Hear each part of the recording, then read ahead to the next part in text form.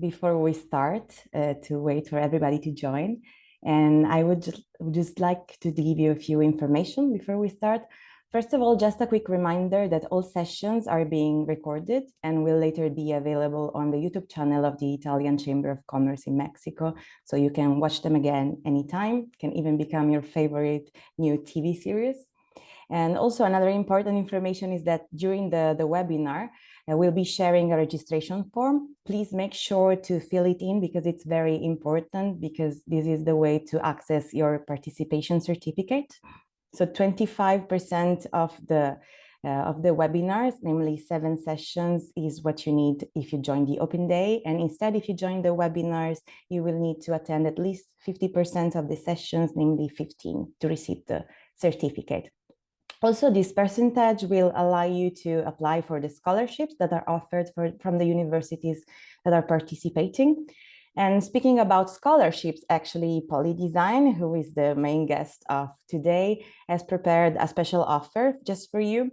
We are giving the 15% of reduction on the tuition fee for those who participated to the webinar and then will complete their enrollment within a week of receiving a positive admission result to, in this case, the specializing master in service design. But don't worry, we will tell you everything later on, more in details.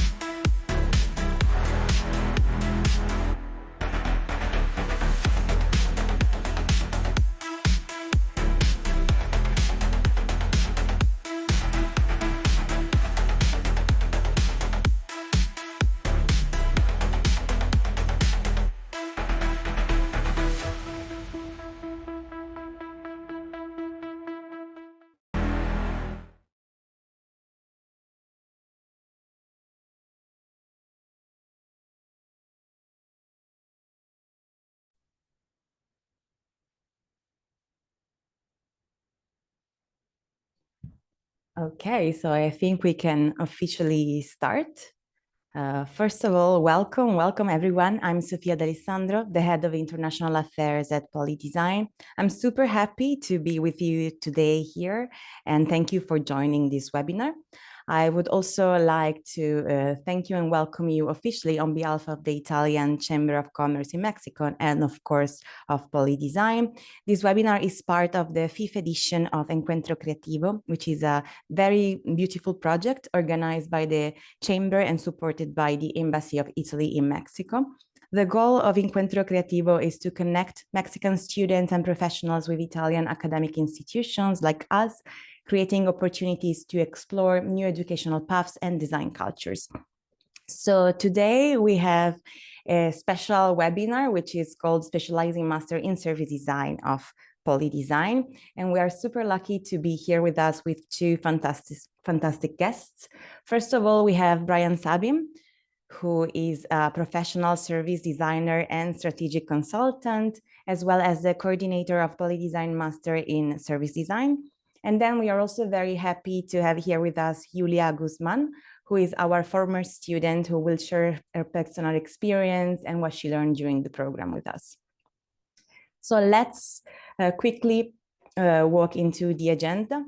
First of all, Bryan, we start with an introduction of what service design is and why it's becoming so important today. And then he will walk us through the structure of the master. After that, Julia will take us behind the scenes with her student experience and key takeaways from the program. And then finally, Bryan will be back to talk about career opportunities and what paths are open to future service designers.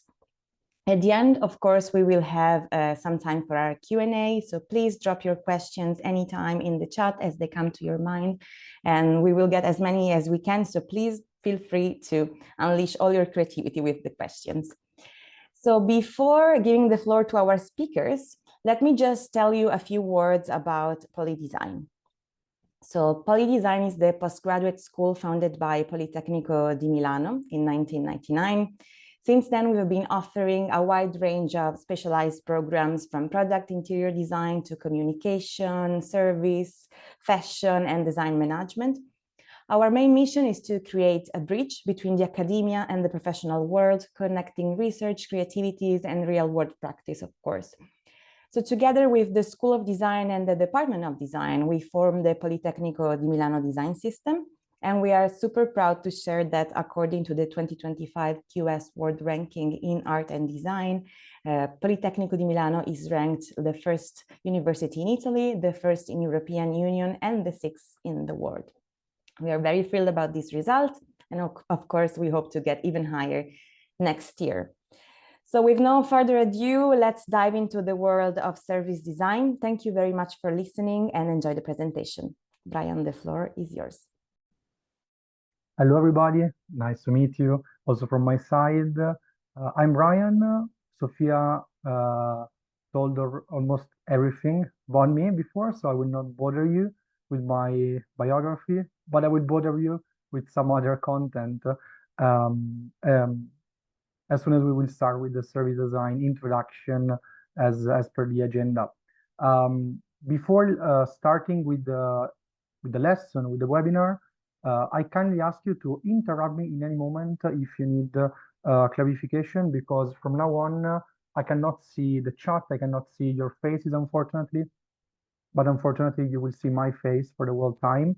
So for the next 20 minutes, I will try to give you an introduction of what the service design discipline is and what do we teach and how do we teach the discipline at Poli.Design, Politecnico di Milano. So let's go. First of all, some of you are asking what is service design, because for what we know, it's a discipline which is commonly recognized somehow by practitioners and scholars and academics, but at the same time, there is some misconception about what is service design, sometimes even on what is a service.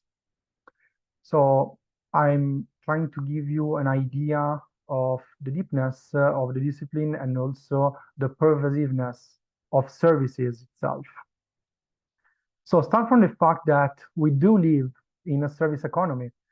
So we live in a world populated by services that are, let's say, pervasive in our daily life and that we use every day. Sometimes we use services and access services without even realize we are using or we are accessing some services. And it is crucial to define a service before talking about what is service design, that is the design discipline dealing with the services.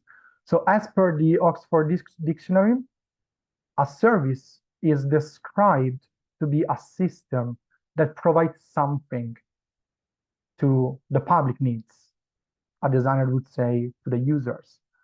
And this something is organized by the government or a private company. Here, a designer can say that it's organized by a brand or by an organization. But think for a moment.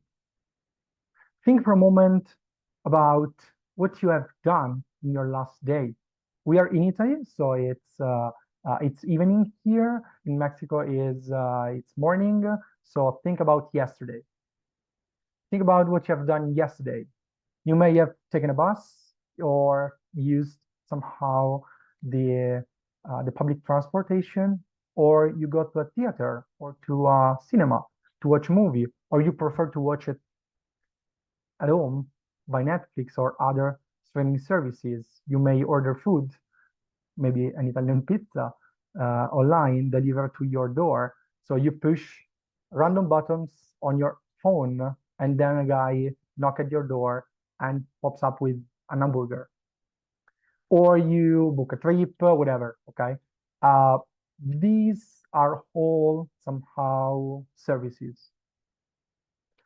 Everything that I just um, pointed out that you may have done something or related activities are services. And they are pervasive, they are everywhere. And if you have done at least one of those things, I am pretty sure that you didn't thought, okay, I'm accessing a service, I'm using a service. Sometimes we don't realize we are using services. I don't know if you can see my mouse moving. I hope so. Otherwise, I will use other methods to clarify what I'm saying. So again, talking about services is talking about public and private life. It's talking about citizens, users, person, and people. And they can be simple and traditional in a way, like using a school bus to go to the school, or ordering food again, or they can be more complicated, they can be more complex, and they can act and perform in way more complex environment, like the banking and finance sector, for example. I don't know you guys, but I'm a millennial. I'm not a Gen Z. But as a millennial, I've been in my bank physically, I think twice in my life, just to open my bank account, and then everything that I've done after was done by online, was done by phone. So it's another way of organizing the same service. So this is what service design can do, for example. I hope that you have not encountered this kind of service uh, in in your last days, but also the hospital sector, the healthcare sector is a complex system of services, and so on and so forth. Because again, we live in a service economy. Um, Another definition of service, a more precise definition of service, is to define an activity or benefit. It's the something that we have seen in the dictionary. So an activity or a benefit that one party give to another one that is essentially intangible and does not result, I'm reading now the line here, does not result in the ownership of anything. Its production can be somehow related to physical product or not. It's not important. What is important is that you don't own the service. You access the service and you cannot touch the service. Think again about these examples. You touch a school bus, of course, you're touching the bus. You're physically touching the transportation vehicle, but you're not touching the service. You're touching the ticket, you're touching the subscription to Deliveroo or Glovo or whatever, Foodora. You can touch the pizza, you can tip the guy, the delivery guy, but you cannot touch the service. You can experience it somehow. You can touch your phone. You can pay your bills by your bank account online, but you cannot touch that service because the deep essence of services is to be intangible, and you don't own the service itself. You own the ticket for the bus, but you don't own the bus. You own your bank account, you own your money somehow, but you don't own the service to access the bank. Yeah, in some cases you can own an hospital, but it's not the point of this. So I will use hopefully simple example to give you a more precise description and of a service and a distinction from the product-centric mindset, from a product-centric perspective instead of the service mindset. So these are two cars, super Italian cars, and one is a super Italian car sharing example. It is the car sharing service provided by the Milan municipality. It's called Enjoy. This is a normal Fiat car. So in one case, on the left of the screen, you have the service. On the right side, you have the product. And the first distinction that we can see is that, again, customers, in the case of the service, they access and experience it.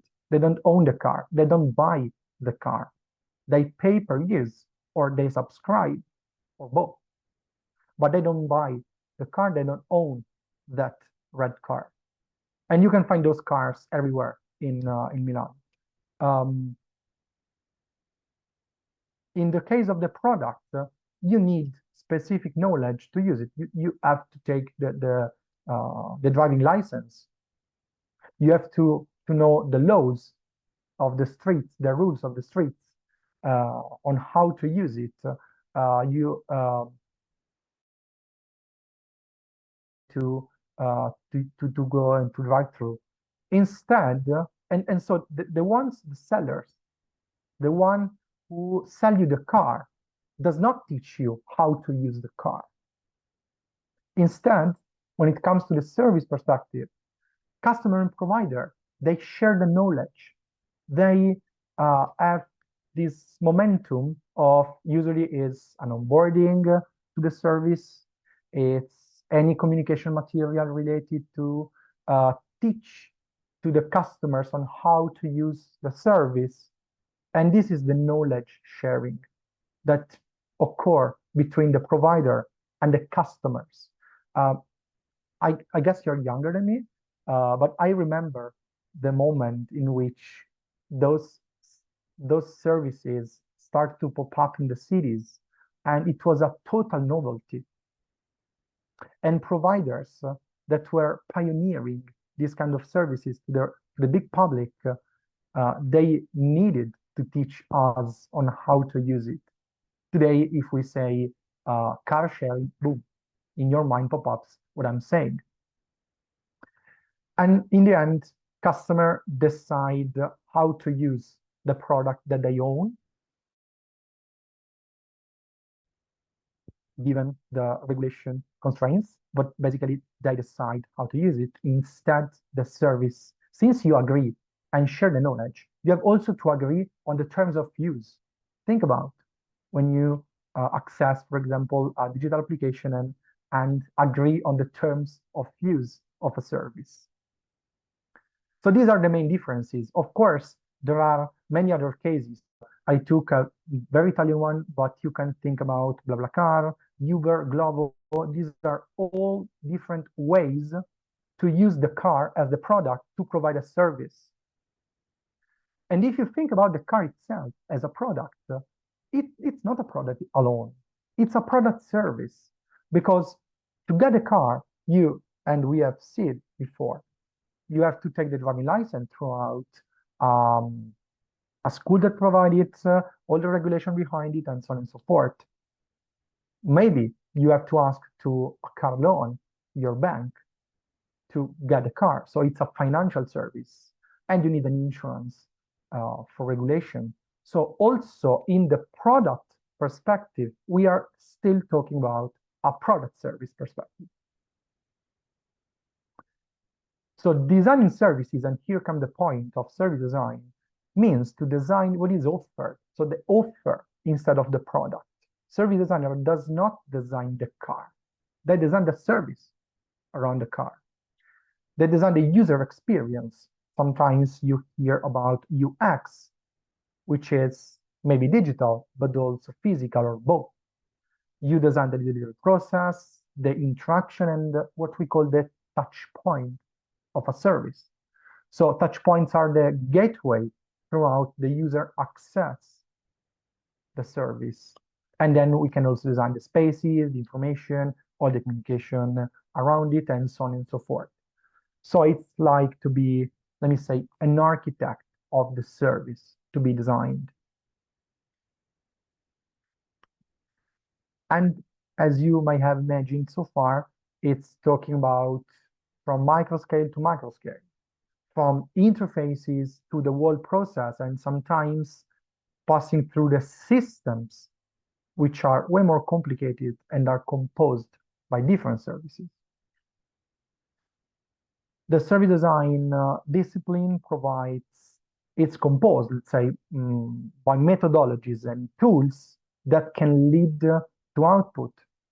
If I say customer journeys or personas or service scenarios, I'm talking about tools that are employed in a specific methodology and lead to the service outputs. We sometimes also play fun with the Lego to prototype and visualize some services. And finally, from the output, it's better to talk about a process. This is an interesting schematization of all the design, almost all the design disciplines. And as you can see here, service design is among a few disciplines that are considered a process-oriented discipline. So by doing design. So it's a way to do design, not only an output-oriented discipline. I'm not saying that it's better or worse, it's just a different perspective and a different scale of application. So now I'm going to talk about the service design, but I hope I didn't confuse you so much so far. But if you're still with me, I will pass to the second part, that is the how do we teach service design inside Poli.Design? And the answer is thanks to the specializing master in service design. For the friends, is MSD.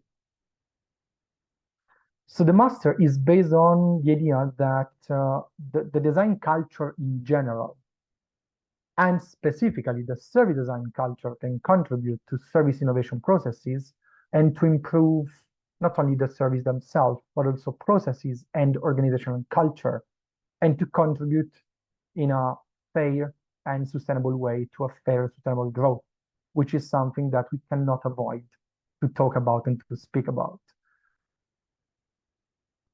So it's a professionalizing training path. I'm here today on behalf of the Master Board, which is composed by me, along with Stefano Maffei and Beatrice Villari. They are respectively full professor and associate professor in service design at Politecnico di Milano and Poli.Design, and they are the scientific direction, along with me, of the Master. In the past 12th edition, so the Master was founded back in 2013, in the growing decade of services and servitization aspects. So it's concluding its 12th edition with more than 2020 students and alumni coming from, I would say, all over the world. Actually, it's almost all over the world, from 40 different countries. So as you can see, an attribute of the Master is to be international and to be plural. By international, this is more or less the visualization of all the part of the globe from which students come from. I'm super proud and happy to have many different students coming also from Mexico. And today we are lucky because in a few minutes I will lead to one of them talking about the Master. But as you can see, we range from the Americas to Japan on the other side. And also it's plural in terms of backgrounds.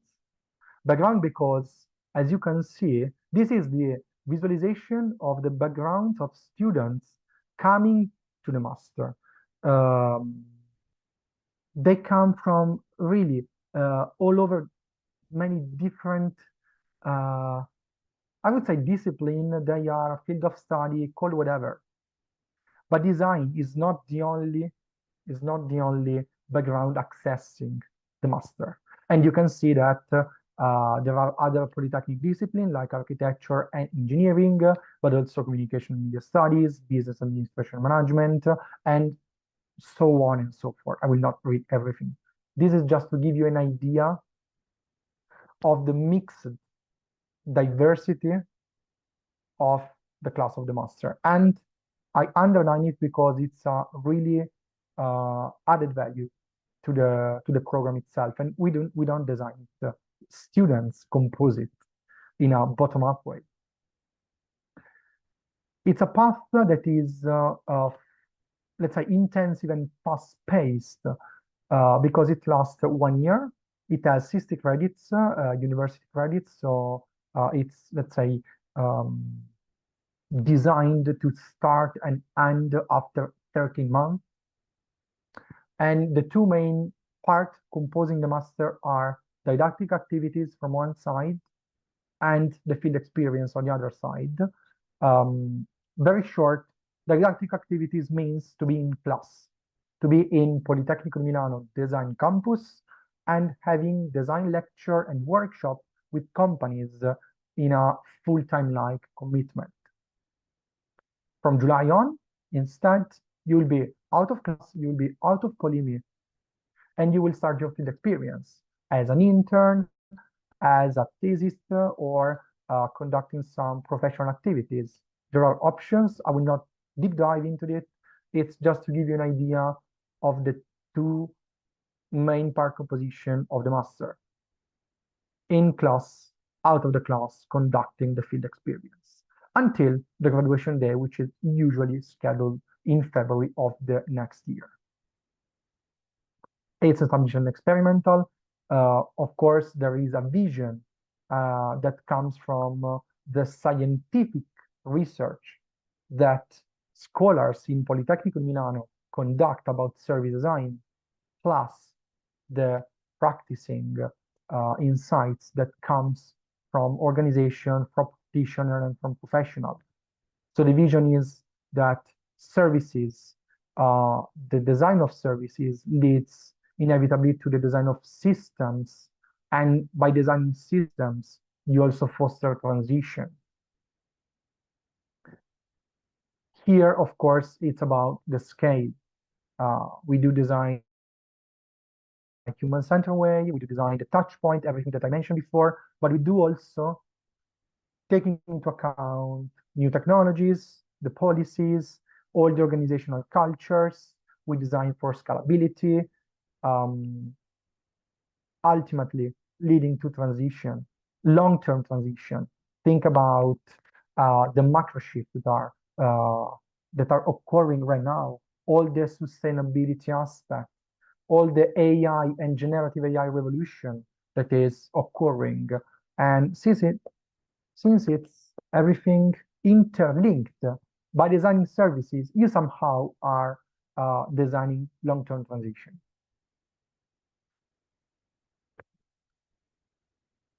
The skills that you will build along all the master training path are defined to be hard and soft together. By hard skills, of course, we mean to design throughout the service design methodology, to use the correct tools at the right moment, to be able to handle and to master the practice of service design. And you will have more than one chance to apply your knowledge, because every module, every week in the master program is a designed combination of theory and practice together. But you will also develop soft skills, and I'm talking here about pure soft skills like communication, team working, all the higher knowledge related like critical thinking, decision making. This is because the environment is closer to a working environment, to a design consultancy, rather than a university class. So you will have to speak and talk out loud about your ideas. You will have to interview people and go out of the class to conduct design research. You will have to experiment with your hands and your mind together, and so on and so forth. And this inevitably builds soft skills. Of course, since it's a professionalism master, it's practice-oriented and it's hands-on. And when I say hands-on, I'm not meaning only to write a lot of post-its. Of course, we will use a lot of post-its, but I'm talking about the concreteness and the reality check that we have thanks to the organization that you are able to involve. into the master program. I have a case here. The case is a workshop with the Blue Digit by Italgas.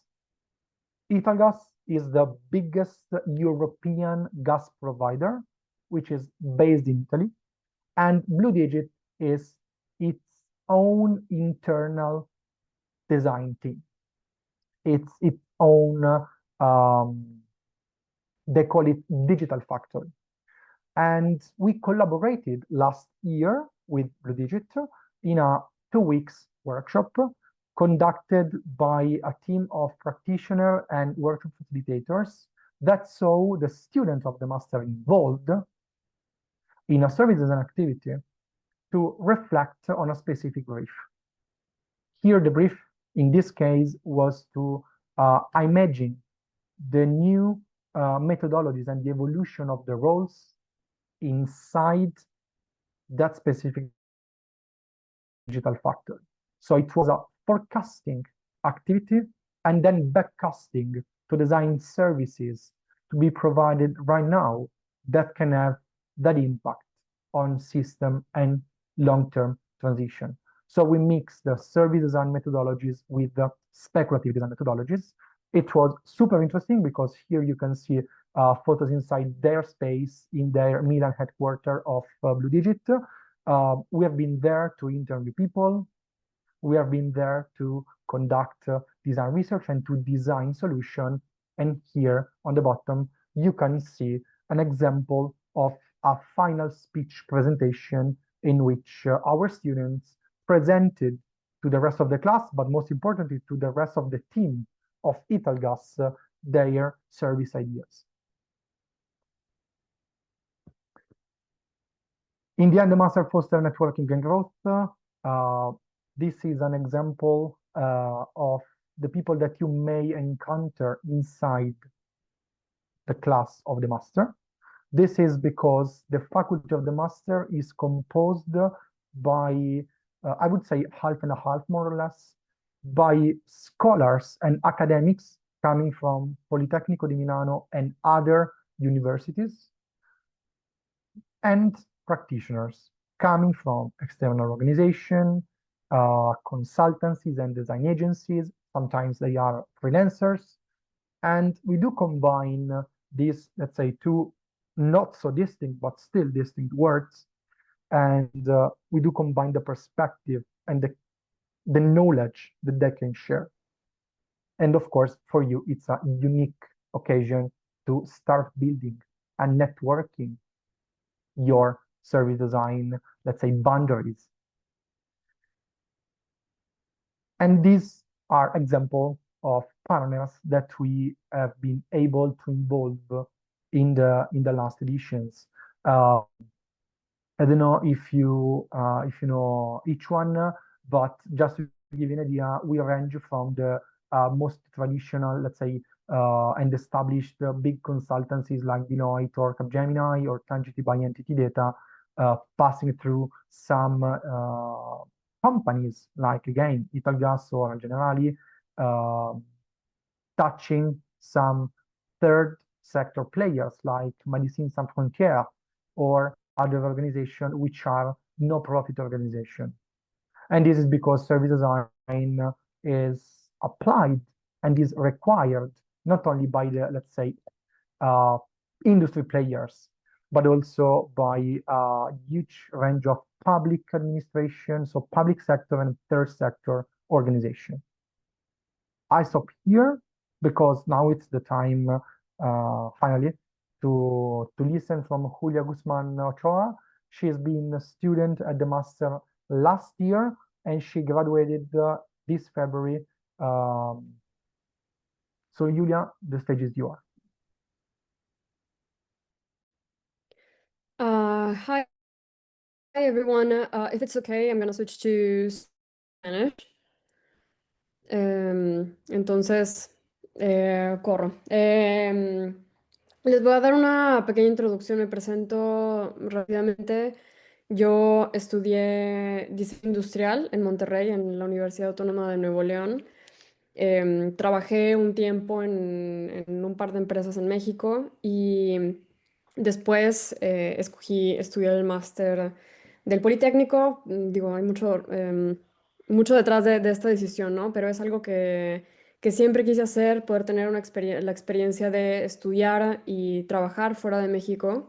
Entonces es por esto que escogí este máster como un primer paso a estos objetivos que estoy buscando. Em, Podemos pasar a la siguiente slide donde les voy a empezar a platicar cómo fue mi experiencia en el máster. Fue súper interesante porque nunca me había tocado estar en un grupo con gente de tantas partes del mundo. Entonces, y no nada más eso, el escuchar tantos idiomas al día, sino que también el tener tantos backgrounds diferentes. O sea, claro que creo que la mayoría habíamos estudiado diseño industrial, algo relacionado con arquitectura o diseño gráfico, pero también había gente que estudió psicología, economía, cosas que tal vez no tienen nada que ver como área de diseño, pero que al hacer equipo y trabajar en workshops juntos, pues había resultados súper interesantes justamente por el hecho de que tenemos backgrounds muy distintos. Bryan ya platicó de esto, pero una cosa súper enriquecedora del máster fue poder tener casos de estudio de muchas partes del mundo por los profesores que tuvimos y, y eso pues nutrió mucho o sea, más allá de lo que se puede estudiar en los libros, ¿no? Sobre el service design, porque en particular es algo que yo jamás vi en la universidad. O sea, nunca tuve digo, todas estas materias que tienen que ver con fundamentos del diseño, creatividad y todo, pero no sé, nunca estudié UX, que fue algo que aprendí ya después de la universidad, mucho menos del service design, ¿no? Entonces, tener estos casos es muy enriquecedor. Y algo que les voy a platicar también más adelante es sobre los proyectos reales, ¿no? Trabajamos clases en donde se ve teoría, pero fue súper aplicado todo y eso fue una parte muy interessante. Possiamo andare avanti con la... Grazie. Em, o sea, lo descubrirán, ¿no? Si es que escogen hacer este camino también del máster, que es una actividad diaria muy distinta cada vez. O sea, había clases donde teníamos teoría, pero también hay muchísima colaboración entre todos los compañeros. Hay actividades donde tienes que tú ponerte a resolver ciertas situaciones desde muchas perspectivas distintas para diferentes industrias. Y luego hay workshops, que es otro de los formatos en los que se aprende durante el máster, donde hay una colaboración real con una empresa y esta empresa comparte alguna necesidad que tienen, de forma que los alumnos se involucran en un task que dura 2 semanas. Entonces hay tiempo para hacer research, para presentar propuestas, para hacer iteraciones y al final se presenta esto. En esta foto de la derecha es una foto de mí con mi equipo, donde hicimos un proyecto para Blue Digit, una de las empresas que mencionaba Brian, y esta es la presentación final. Fue muy padre porque pues fue, me parece, el segundo workshop que hicimos durante el máster, pero el poder ir y presentar esto y obtener un feedback muy real del CEO. Estaba ahí, había gente, directivos, o sea, es algo bastante en serio, ¿no? Tener la oportunidad de recibir feedback de ese nivel, pues fue una gran experiencia. Y gran experiencia más todavía porque de ahí salió una colaboración hacia al final del máster. Les gustó mucho el trabajo que hicimos en el proyecto y en particular me invitaron a hacer mi internship con ellos. Después de hacer toda la parte teórica y práctica del máster, hay que hacer una de las opciones, ¿no? Para graduarse es hacer una internship con una empresa, ¿no? Entonces, Blue Digit me invitó a hacer mi práctica con ellos y se possiamo andare avanti. Grazie. Esto es un poco de lo que fue mi experiencia de 6 meses con esta empresa. Em, Fue muy enriquecedor, fue muy divertido también porque dos de mis compañeros del máster vinieron también a hacer su práctica acá, entonces pues no estar sola fue fue muy divertido. Hicimos un proyecto, ella es Margarita, que es compañera del máster. Las dos estuvimos involucradas en un proyecto gigantesco. Llegamos como a la mitad de todo el proceso de diseño que llegamos y ya a participar, ¿no? Y tuvimos la oportunidad de desarrollar uno de los touch points, un producto importante para todo este servicio, que era como con agua, o sea, el pagar el recibo del agua. Y diseñamos uno de estos touch points impreso, digital. Fue muy interesante como ver todo este proceso en vida real, cómo funciona. Y un súper logro para mí fue que, bueno, yo llegué a Italia sin saber italiano, ¿eh? Entonces ya había facilitado workshops antes, pero para mí fue un win gigantesco el facilitar mi primer workshop en italiano, ¿no? Entonces, para decirles que venir a hacer el máster pues implica muchos más retos y también logros que a lo mejor no se anticipa que se van a lograr. Entonces, possiamo andare avanti con la siguiente. Em, Les comparto key takeaways de esta experiencia. Primero que nada, les recomiendo empezar a aprender italiano. Yo había hecho, no sé, un curso de 2 meses antes de llegar, ¿no? Pero es algo que todas las empresas piden, entonces es bastante importante. Para el máster, pues no hay ningún problema, ¿no? Todo se lleva en inglés, los maestros, todos los proyectos es en inglés, ¿no? Pero si su plan, si ustedes tienen la visión de querer quedarse a trabajar o tal vez trabajar en Europa, no lo sé, tengan claridad de cuál es la meta que están buscando, pero aprendan italiano. La siguiente, que es muy relacionada a esto, prepárense con mucha anticipación. O sea, yo sé que es una cosa súper obvia, pero encontrar apartamento es difícil.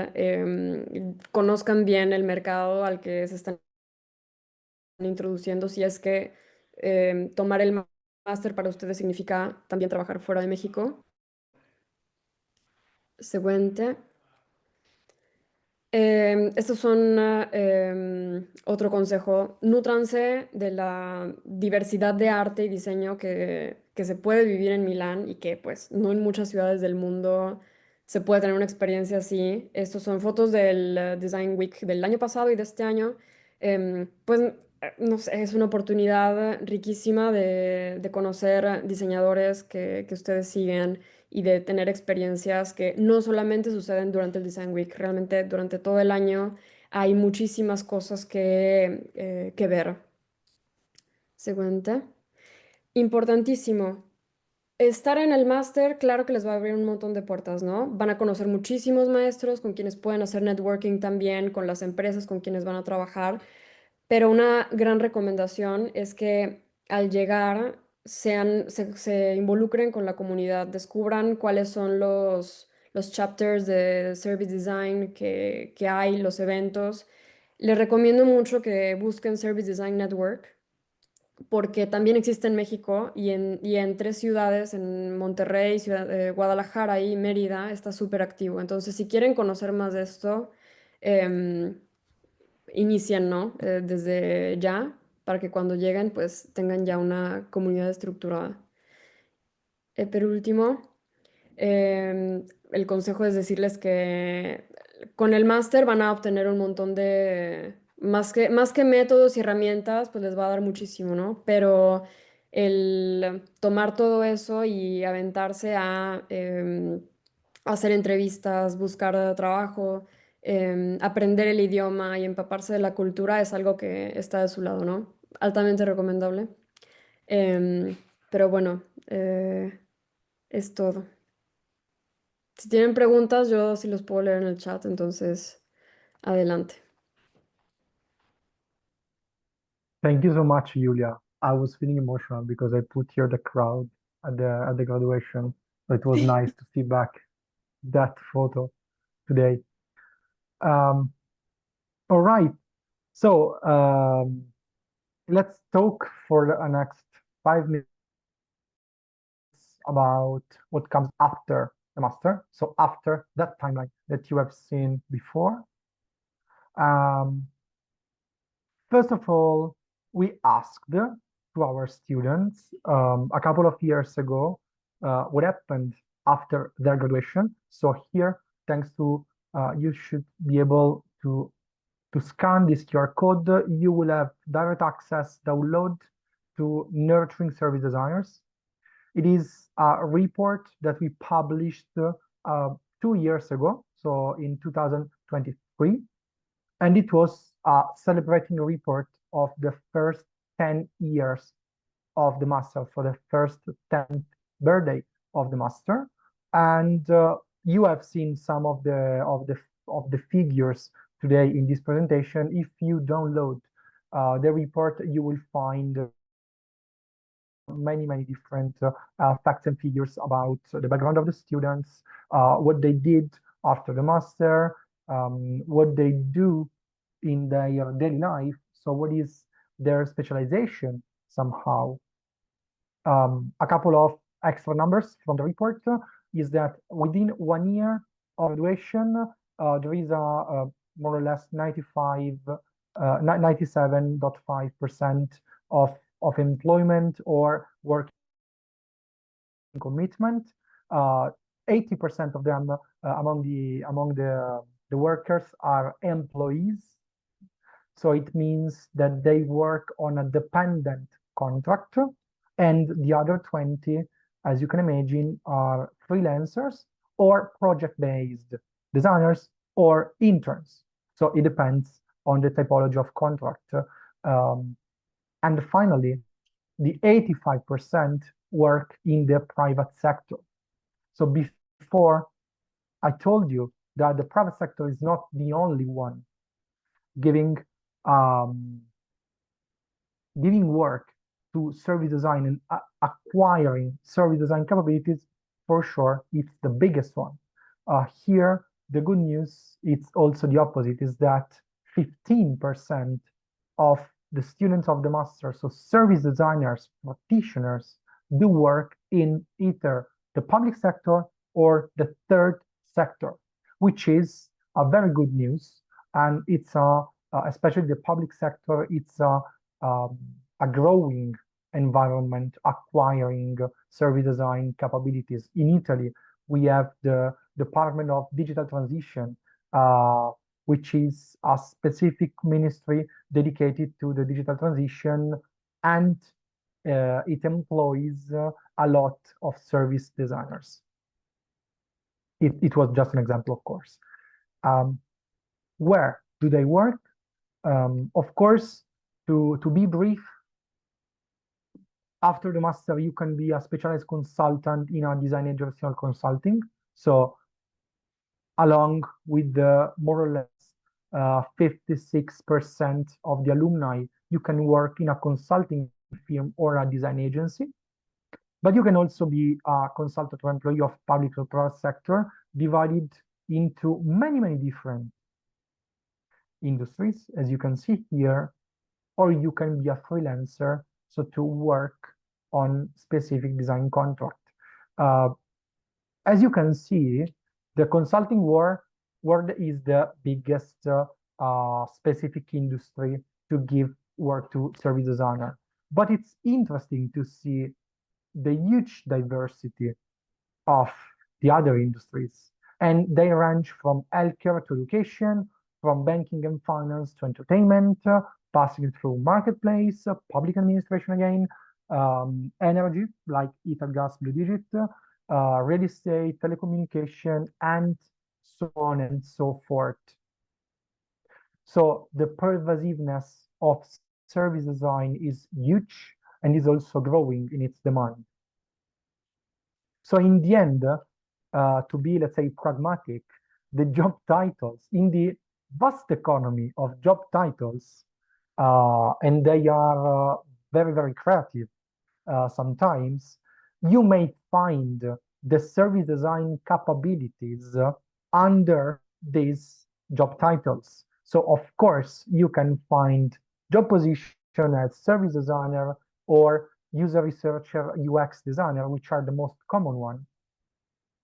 But many times you may also find the service design capabilities in the description of community facilitation, social innovation, experience or interaction designer, design strategist or strategic designer, customer experience or customer journey designer. This is somehow new, and we see a growing, a growing usage of this terminology, business designer, and so on and so forth. So here the message is that service design capabilities are way bigger of the service design job, let's say. And you can find, since it's a process-oriented methodology and since services are everywhere and everything that we have seen today together, you will find with a attentive eye, you can find its capabilities spread in a lot of positions in the market. So to wrap up, the goals of the master are to provide specific training required to acquire or improve already existing service design skills in the students, and to improve the basic skill of design and service design of students with a different background instead of design. To offer theoretical and practical knowledge and experience based on real cases, and to enhance the professional experience of students that are already in employment. So what was not clear in the figures that we've shown before is that not all the students accessing the master are students just graduated.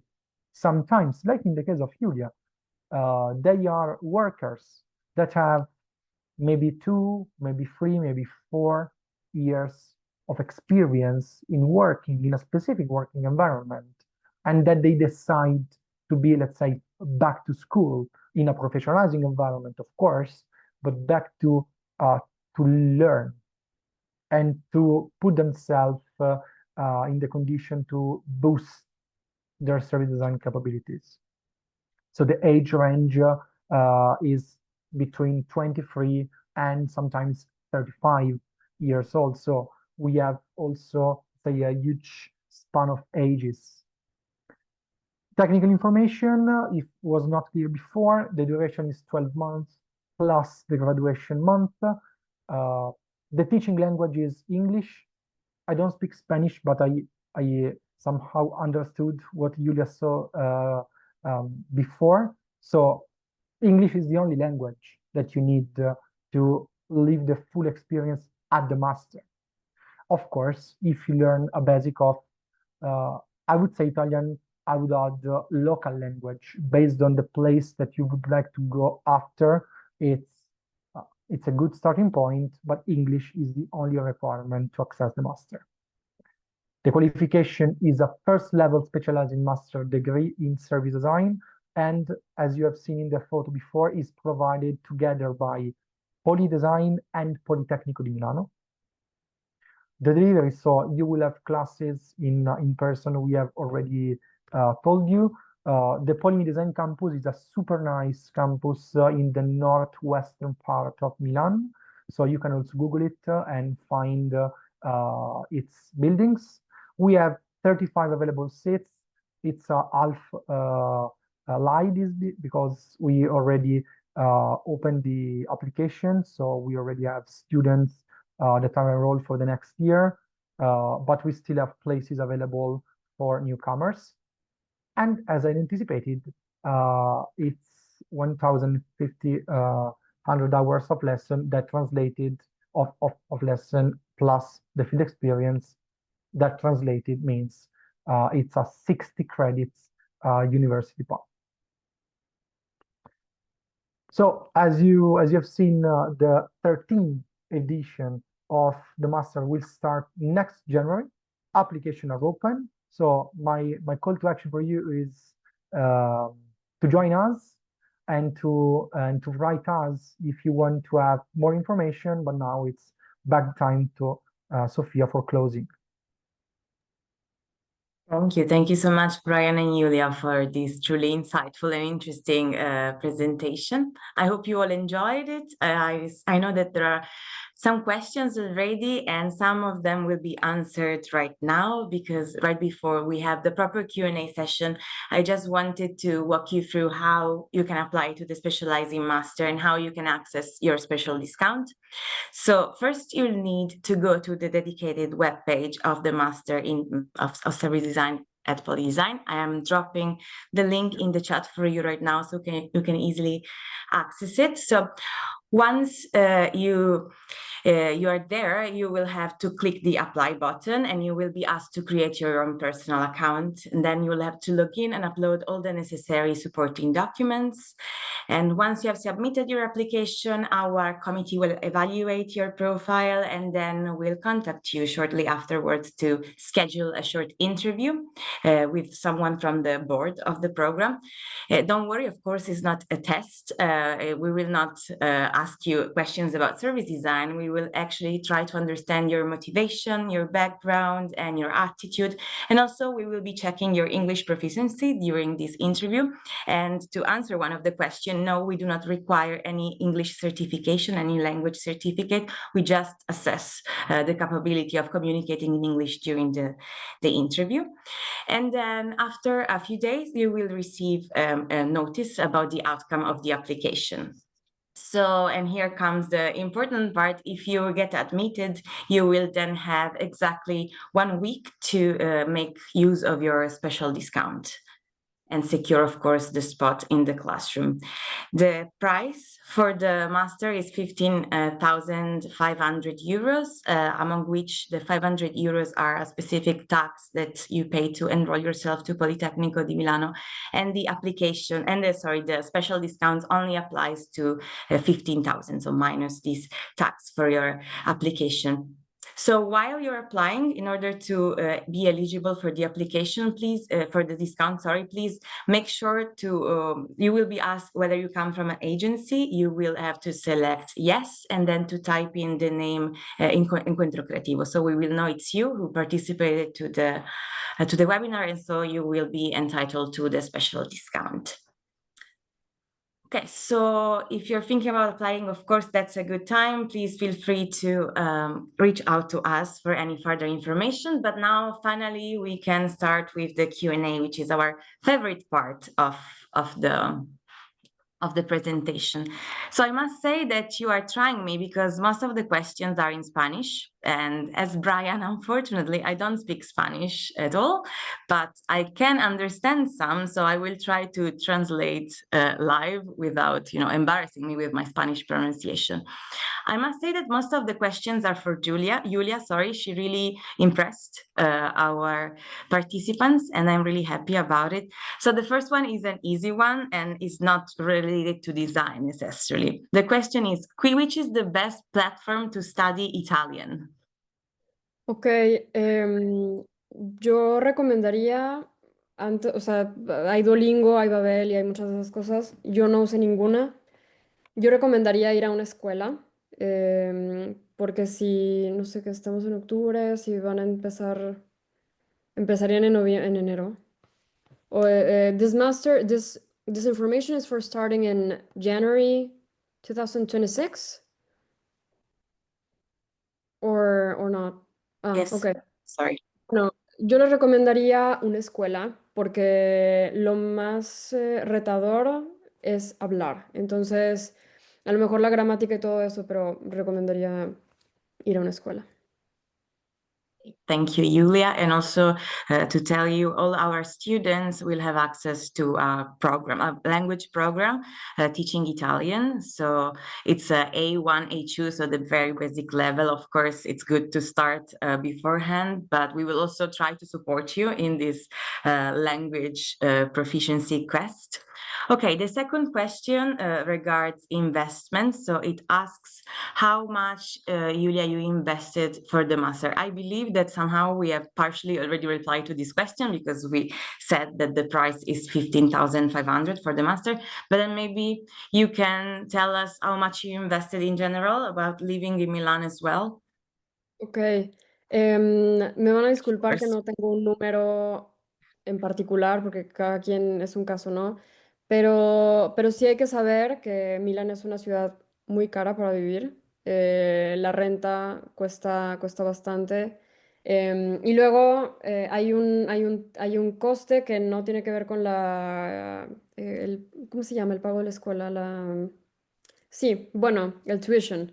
Em, que tiene que ver con hacer todos los documentos de visa, permiso de residencia. O sea, hay muchas cositas que ya entrando en el proceso se van a dar cuenta que hay que hacer. Entonces, mi recomendación para descubrir cómo están más o menos estos números es checar todos estos documentos con anticipación para que puedan tener una idea de cuánto cuesta, ¿no? Hay que, no sé, traducir títulos, todo este tipo de cosas para que lo tomen en consideración. Okay, Julia, we didn't want to, count all our financials, of course. But actually, now let's switch a speaker. Bryan, I have a question for you. As a graphic Already. designer, do I Mhm. have a student, of course, is asking, as a graphic designer, do you have good opportunity for a job in this field?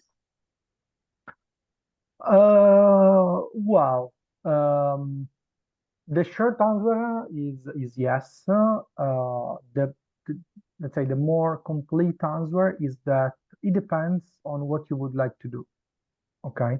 So as I always say when I have the occasion and someone asks for advice or coach information, I always say that uh, accessing the master and conducting a professionalizing path does not mean to delete your background and to forget everything that you are able to do, of course.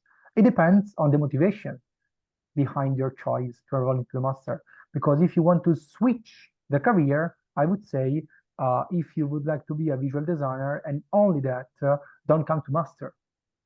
But instead, if you would like to have a hybrid professional career after master or to still working somehow on the visual aspect of a project, I would say that this could be the choice.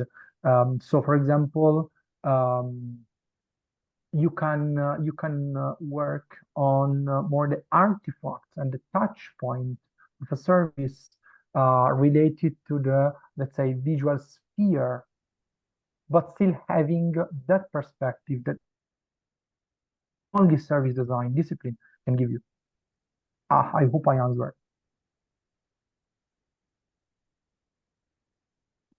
You are muted, Sophie. Sorry, guys. Thank you very much. I was actually going through all the questions because we have quite some of them and they're all very interesting. So I wanted to understand which to prioritize. One interesting one, how, for Bryan still, how this master is related to fashion design? I'm not sure I'm getting the question, actually. It's not related to fashion design, the master. You can work in the fashion industry after this master. We have one friend also of mine, but an alumnus of the master who works in Gucci because he wanted to work in the fashion industry, so he struggled to access it, but in the end, and he's now doing some service and UX related project within and inside Gucci, for example. the teachings are not related to the fashion design discipline or the fashion industry, but of course, since the fashion industry is a very big and complex, and there's a lot of challenges to be faced right now. Just to name one, sustainability. Well, you can access that industry throughout the service design discipline. Great, thank you, Bryan. Well, service design is a very transversal discipline of design, right? So you can literally apply it to everything I learned to understand.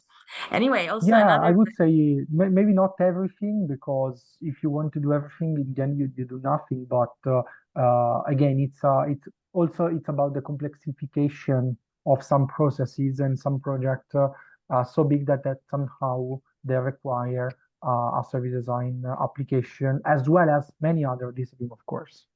Sorry, Sophie, to interrupt you. Oh, absolutely. Actually, this leads us to our next question.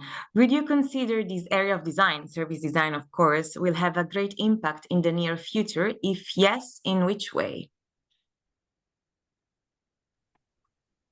I think this can be for both, right, Bryan and Julia? Do you want to go, Julia, or want me to do? Sí. Do I do in Spanish?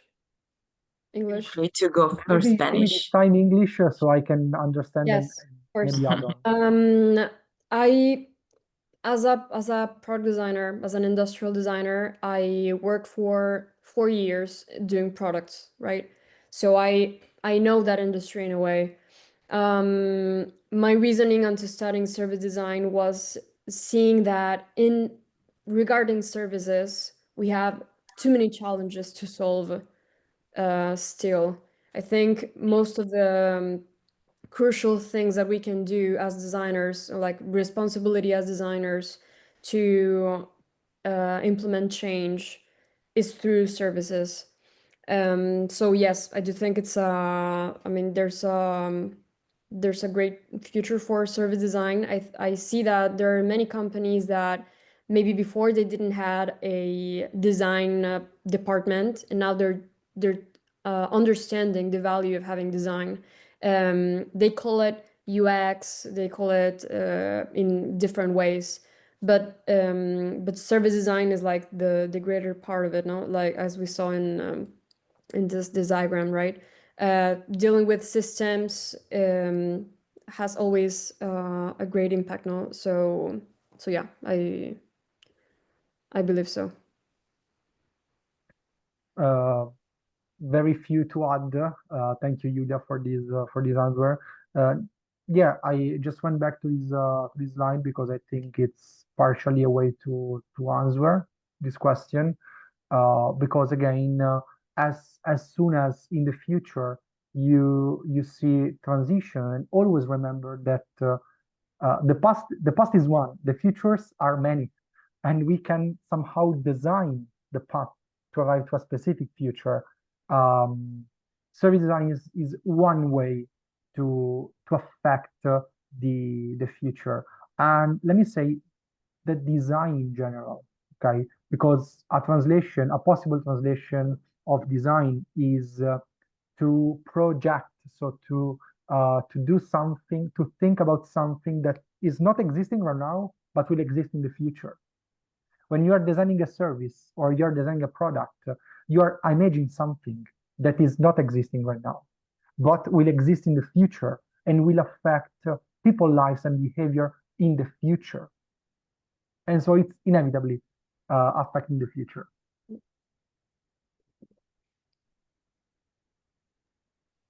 Thank you. Very, very inspiring.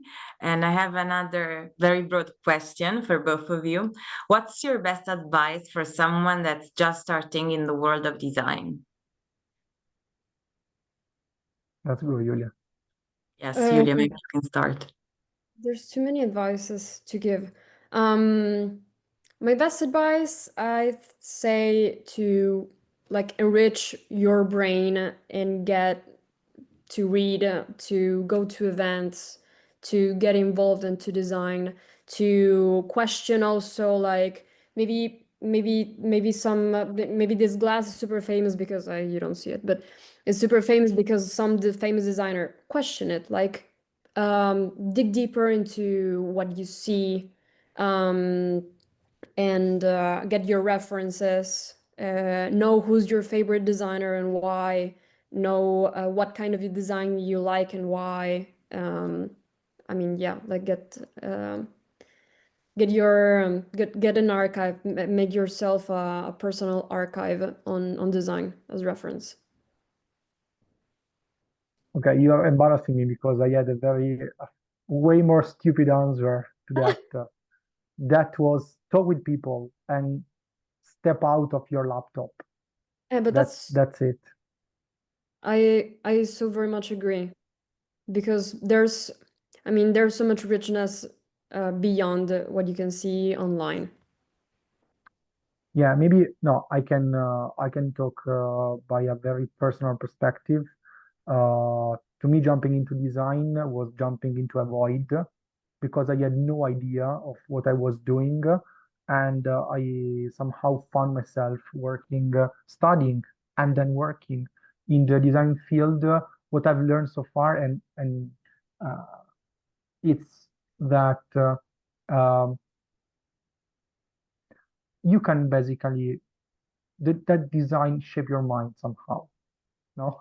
Because it's a so deep and profound human need to create something, to imagine and create something uh, that at a certain point, all the methodologies, all the tools, all the way of thinking, all the the approaches that you learn throughout the years shape your mind.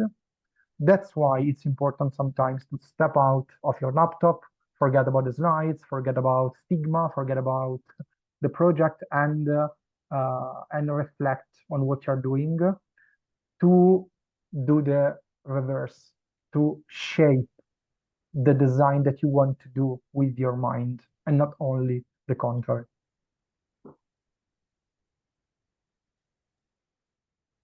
Thank you, guys. I think this was very interesting and inspireful for everybody. So I hope it is. And we're also receiving a lot of very nice comments. Everybody's thanking us. So it's quite nice actually to see such a nice participation. In the meantime, I have translated with ChatGPT, talking about getting away from the screen, some questions, and one that it's lighter, let's say. Julia, for you, any tips or places to look for apartments in the city that's safe and well placed, well located? My advice would be stay close to a metro station. I mean, in general, overall, Milan is a secure city. But with little time and explaining the whole city and todas las colonias es un poquito difícil. Lo que yo hice, what I did when I just got here was I got an apartment, I got a room very close to the university. So I had to just walk to the university. That was easy. But everybody else in the group got places that were close to the metro station that takes you to like the line that takes you with the metro or tram to the university. Like the key is to be close to transportation. But there's too many areas to choose. Thank you, Julia. And actually, I can also tell you that we have some conventions with some nearby student accommodation, actually very cool one that just recently opened. And we are trying to expand, let's say, our collaboration to support you, potential students, with finding an apartment in Milan, because I need to be very honest, as all the other cities in the world, it's becoming quite expensive. And of course, there's a lot of requests. So at Poli.Design, we do everything we can to support you also with this important part of your experience. So I have another question for Julia that's really cute. So the question is, Julia, what has been your biggest challenge? What inspired or motivated you to pursue this professional path? P.S. It's such a pleasure to learn a bit about your journey. Ay, muchas gracias. Es un placer para mí también, de verdad. The first part of the question was my biggest challenge. I'd say there were more than one. One is the language, to study the language. I did 2 months in a school in Monterrey. Wasn't enough. I mean, I got like to a level on I can buy things at the supermarket, but not to work with a client. So I get to know the language and like step up and be brave and speak to people in Italian in a job. That was a great challenge. And the Italian bureaucracy. In Mexico, I mean, you get an idea, but it's complicated. So you have to, learning Italian is great to do paperwork, but I mean, it's tough. It's tough. It requires a lot of patience. And another challenge, aquí no hay tortillas, entonces es un reto. Y motivations to take this path. I told you that I studied industrial design, but I always was like so keen on doing research, like the research part of the design process. And then by that time, I discovered service design and UX. I got to know some people in Mexico, Gabriela Salinas. Search for her because she knows a lot on service design. She's like a super great pioneer in Mexico. And I got involved into that. So I changed job and I worked in Accenture doing UX. There was no master in Mexico for now, and as I know in someone speaking. No? Okay. So my first approach to service design was through UX. And I always dreamed of studying outside of Mexico and also the opportunity of working abroad. And I liked the fact that this master lasts 1 year, so I didn't want to be off working that long. And that's how I chose to do it, because it was in a country that was very appealing to me, like in design wise, and also it's like a very good program that was very aligned to what I was looking for.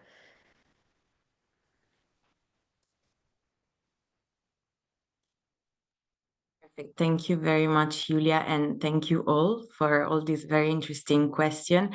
I would like to reply myself to one final one that I translated with ChatGPT as well, which asks if there are also job opportunities for foreigners and for people coming from abroad. I want actually to give you some data that come from design economy research that with Poli.Design we run every year with other partners. And that's about the facts that in Milan, there's one of the highest concentrations of designers and design firms and professionals, I would say, in the world. Research says that there are about 100 designers and creatives per square meter, per square kilometer. Square meter would be extremely high. And there are about 2,300 design firms in Milan and surrounding area. And among these, 13% are actually run by global leaders, so international people, and also 12% are run by young leaders. So it's quite, I think this data answered the question. Of course, the world is not gentle sometimes, and the professional market, it is tough, let's be honest. But for sure, Milan, and it's a land of opportunity, and we really try to, network all our students with the huge amount of companies that are around here. So great. Thank you all. I think it was a very interesting session. I hope you all had all the information you needed. Of course, you can always reach out to us on the contacts on the website and the email that Bryan has shared with us. Thank you to all our speakers, and thank you, of course, to the Italian Chamber of Commerce for organizing this very interesting and insightful event. And of course, also a big thanks to all the partners that participated to create Encuentro Creativo, the other universities and brands like Luxottica, Lavazza and Fiat. We hope to see you soon in the next session and maybe, who knows, in Milan. Thank you.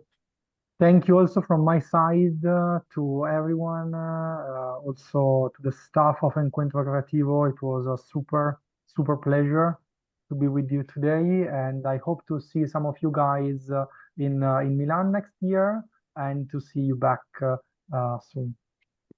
Ciao, bye. Bye bye.